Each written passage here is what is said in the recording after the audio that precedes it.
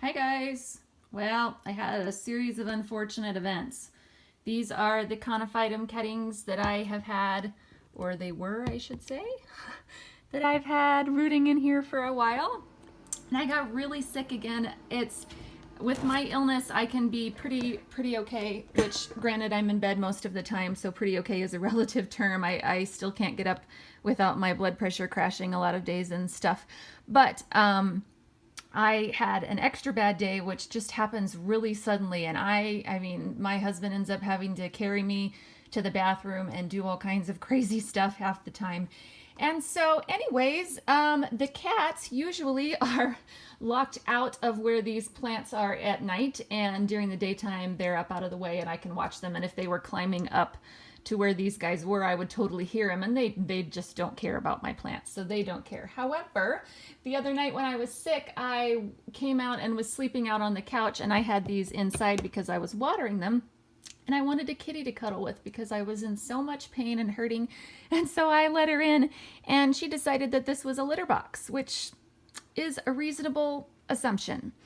So they're all dug up, and it's now been like this for a few days because I was so sick I could not even peek at them, even though I heard her scratching and was like, oh no. But I couldn't get up and do anything about it in the middle of the night without passing out. So this is the results. And I am going to attempt to pull these guys out. I'm not sure how caustic cat pee is, and I'm not even sure if she peed in here or if she just scratched around and then decided it wasn't a great idea, because I don't see any clear evidence, but I haven't dug in it yet. Yuck. But I'm gonna get me some gloves and pull out all of the babies that I can. Most of them are all mixed up, so there's no way for me to know which type is which now, except for the few that were at the end. Thankfully, these guys here were the ones that were in the best condition that I was the most hopeful about, and this cluster here. And both of those seem to be quite unharmed. The rest of them were kind of on their last leg when I took cuttings anyways. And you really want to take cuttings off of healthy plants, because the cutting itself has a lot of stress, trying to retain its moisture, not having roots to get anything from, and trying to reproduce roots. So you want a really healthy piece of tissue, ideally, to start cuttings on. However, when you have a plant that is dying and your only chance of saving it is that maybe a few of the cuttings will root, why not go ahead and do that? So that's what I was doing, but I didn't expect all of them or even a bunch of them to survive. However, there was some that were doing, of these little ones, that were doing pretty freaking good before this happened. And I was just gonna make another update video and show you guys what was going on and check and see if there was any roots forming. See, this guy has roots. It's not focusing. Wow. There we go. Look at the roots on that little baby. It is so freaking exciting when these guys root. I don't even know how to, I don't know why it's so exciting to me, but it just is. It's like, yay, the baby is saved. So I am going to pull all of these guys out and put them into a different container and see what happens from there. All right, so I'm gonna change it up a little bit. I'm gonna put these guys in gritty mix this time. The cat definitely did pee in here. So I'm pulling everybody out, and this sand has just made me nervous. I've been wetting it, and then I wet it quite a lot, and then I check in a little while, and it's only gone down just a tiny little bit into the sand. The whole top just kind of absorbed and held it, and it didn't allow it to go down further. And even with the pumice, I've never used sand for starting before, but I've seen it recommended a lot with Conophytum in particular, and so I thought, well, I'd give it a try. And I'm not loving it because I'm not able to give them the moisture and then be certain that it's drying out fast enough. If it was summer, if these guys were in a greenhouse, in a warmer place with a lot of good air circulation, this probably would totally work. But I am going to try them in gritty mix, which is kind of not really ideal for most messemes. However, well, I shouldn't say that. Some people say that the bark doesn't do well with some messemes long term. However, short term, this is such an amazingly loose mixture and has a little bit more moisture holding properties and stuff than just a pure, gravel or anything like that. And so I am going to use this so that I can mist them daily or Yeah, at least daily probably, because these guys are getting pretty shriveled, as you can see. However, they are looking good, and several of them have roots coming off of them. So, well, they being those few right there are looking good. A lot of them are looking very, very sad, as you can see. Now, this larger cluster here that I pulled out that I said was one of the good ones, I was checking it out, and there's no way it's going to root like this, and it's shriveling up too much. The stem tissue is just not viable anymore. And so, and I knew that was a possibility, but I didn't want to cut them all apart the first day because the stem was still seeming a bit viable. So what I'm doing is cutting them each head off all the way down to the meristem, which I showed in the video where I actually did these. You can see the little stem right there. There we go. That's the meristem. That's what you want. This is where the new roots, if you pull that out, it's kind of like their brain, so to speak, and they won't be able to produce roots if they lose those. And so I'm just going through and peeling away the hard tissue. Some of them may be double-headed with the same stem, like this one, which is fine. I may or may not pull those apart once I get to going, but to give these guys a better chance of rooting, they're not going to root with the stem right now. It was too far gone, and so I'm cutting them into heads and putting them in there, and that's it for now. I will be back later. Alrighty, I've moved along to pulling out this corner here, and these guys were the ones, the plant was the least stressed. It wasn't rooting at all, but it hadn't withered and shriveled to the point that some of the others had by the time I got to them, so the leaves were the most plump, and I figured they would be the most likely to be rooting. And you can see the cute little roots on this guy, and we'll see. I'm going to rinse him off and see if there are any little new root growths. If not, I'm going to cut this stem and peel it all the way back to the base, like this one, and peel all this hard tissue away. Sometimes they will grow roots. If this stem is still alive, it can help them grow roots, but once you know that's not going to happen, peeling off the hard outer shell and exposing the meristem, in my experience, gives them a better chance of survival. Honestly, I have not come across a ton of information about rooting Conophytum. Okay, this guy's rotten. See, well, not thriving and mushy. Could be for any number of reasons. The leaf could have just been on its last leg already. There's no other rot, there's a bunch of them aren't rotting, so it's not like they were overwatered or something. This can just happen. If the leaf wasn't viable and doing well, they can just slowly turn into mush. So that one I will toss out. This guy's got new roots, Yay! This guy's got new roots, a new guy coming off there, and little bitty hairs coming off here.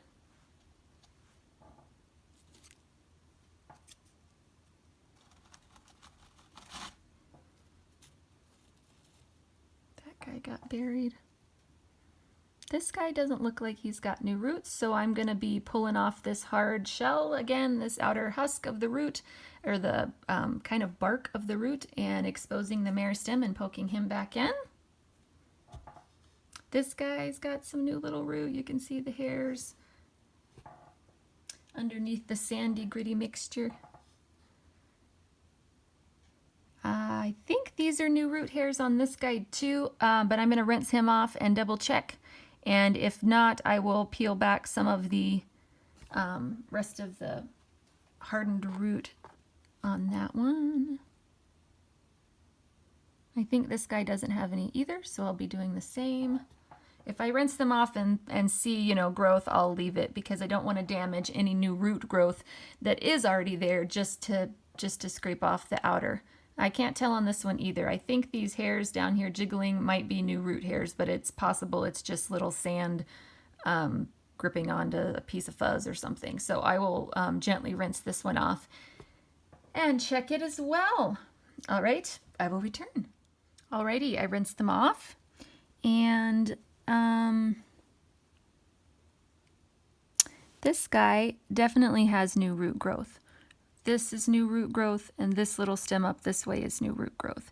However, I'm just going to, without going into a whole bunch of details on why, when a plant gets damaged, its stem, it releases rooting hormone. And so I'm just cutting a little notch only down to the meristem, just out of a couple other places here on this hardened stem to stimulate a little bit more root growth up here. I'm not going to go ahead and cut it off like I did with the others because there's new root growth on the end that I don't want to eliminate. And it probably wouldn't be as tired as these guys were when I first tried to make them into cuttings.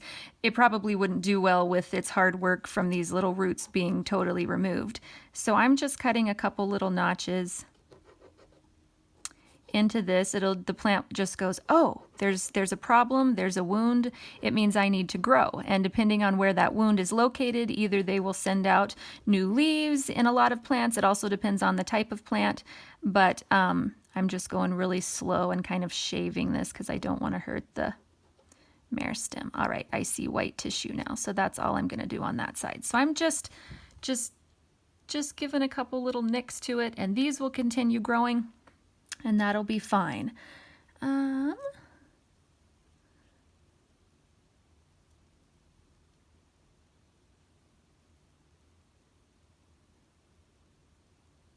I'm not seeing any new root growth on this guy, so he's going to go ahead and get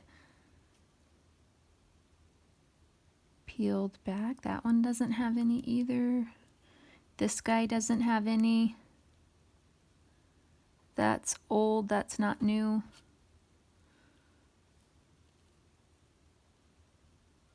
Not seeing any there. Sorry, I may not even be holding these in the camera. Yeah, not seeing any on these guys. I won't do all of these on video. If you would like to see more, you can watch the whole really long cutting video that I did on these guys originally. But sometimes if you leave a little bit of the stem, they'll root out just fine. Sometimes they don't. And so depending on the plant, really, again, I do a lot of stuff just by intuition. So depending on the plant, I will either remove all of the stem or leave a little bit and try it that way first, whichever seems like is going to give it the best go. So I'm just going to cut this all the way off up here. And there's still dead tissue, which is not what we want. This guy may not be viable anymore. Where's my tweezers?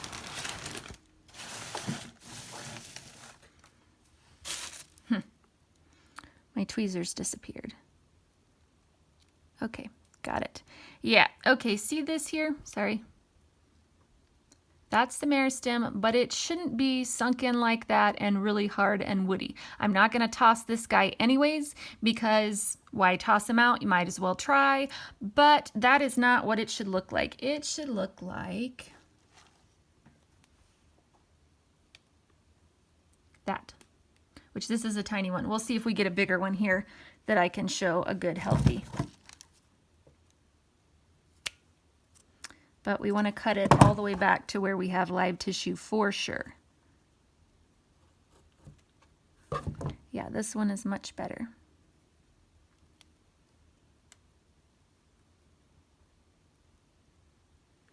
And if you damage the meristem, it's not a big deal as long as you don't pull it out, because you can cut it all the way back to the base of the plant just fine. And now that I pulled this away, there's little baby root hairs coming out right here, which is awesome. I did not see those before. So I'm not going to damage those at all.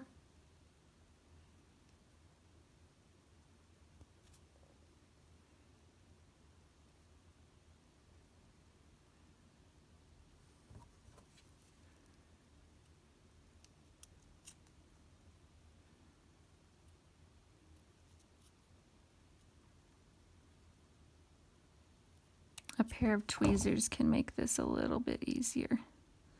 And I had one sitting right here that I was using. I'm not sure. All right, there we go. Just gonna cut this meristem off a little bit more.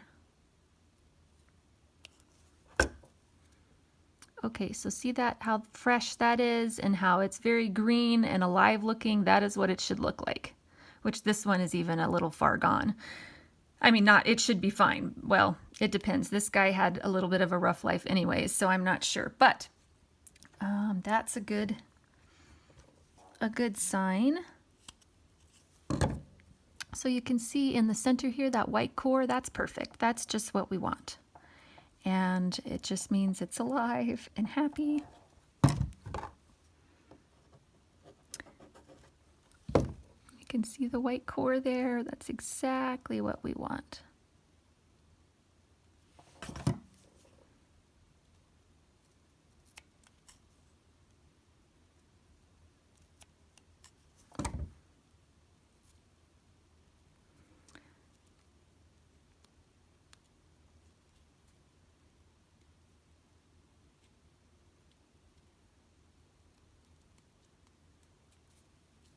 I admire people that have clean fingernails all the time. I don't know how they do it.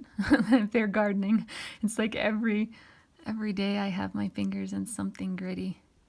And I clean my fingernails all the time, but there we go. You can see that lovely, lovely little stem there. And you can totally cut it all the way back. Once you know it's healthy, you can cut it all the way off so that it doesn't get pulled out accidentally. I leave them sticking out a little bit if they're really plump and healthy, just because it makes me feel good, really, not because there's necessarily any advantage that I know of for sure. It's just, I just, the little happy little stem, I hate to cut them all the way off when they're so. Another, you can see there's not really a white center. You can see there's a little bit lighter there, but it's not white. So we got to keep going.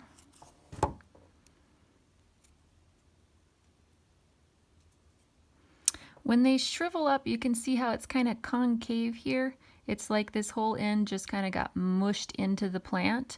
That's what happens when they start dehydrating and drying up for real, not just from this main stems of the plant, but completely. And they just kind of sink inward. So that's not a very good sign when that happens.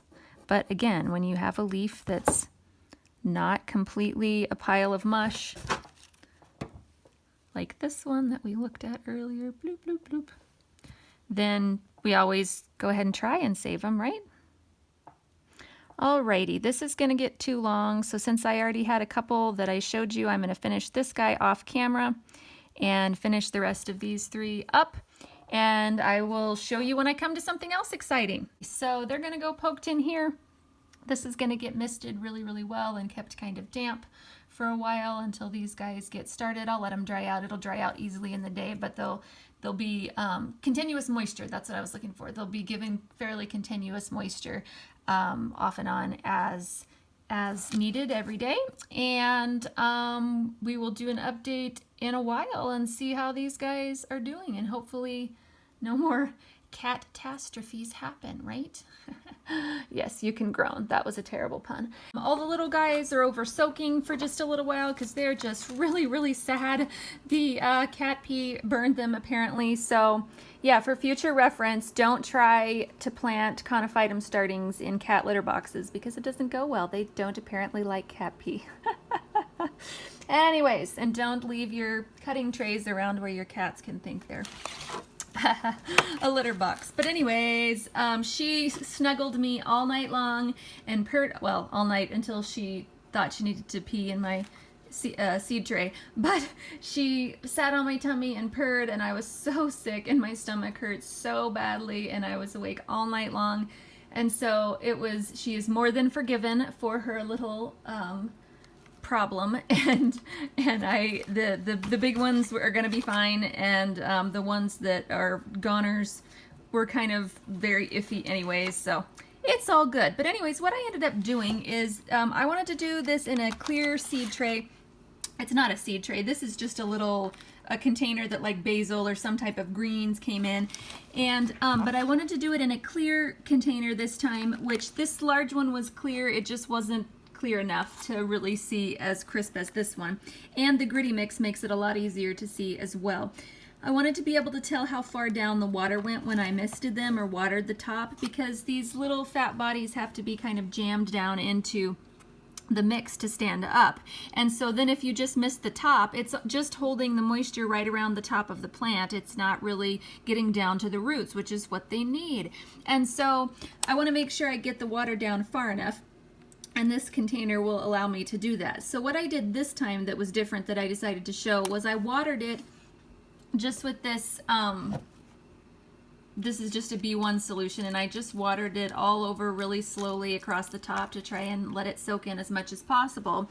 But what I didn't do was poke holes in the container yet. So I'm leaving, there's just a little line of fluid way down here that you can't really see. And I'm just leaving that little bit amount of fluid down in the bottom for about an hour. It's going to soak up, and the bark is going to absorb a bit more water than it does when you just do a cursory watering like that. And then I will poke holes all in this like I was going to, and let any excess drain off, and so that in the future none will pool under there. But just to give them a little bath, since I didn't do anything with these guys once I pulled them up, and they were pretty dry from being dug up and then a few days, and then I hadn't watered them for a few days before then. So yeah, because I was suspicious of the sand mixture and not trusting that it wasn't just holding all of the moisture right around the plant and gonna cause rot. But thankfully none of them rotted except for the one little one. Alrighty, that's it finally for real this time. I will talk to you guys soon, and happy growing.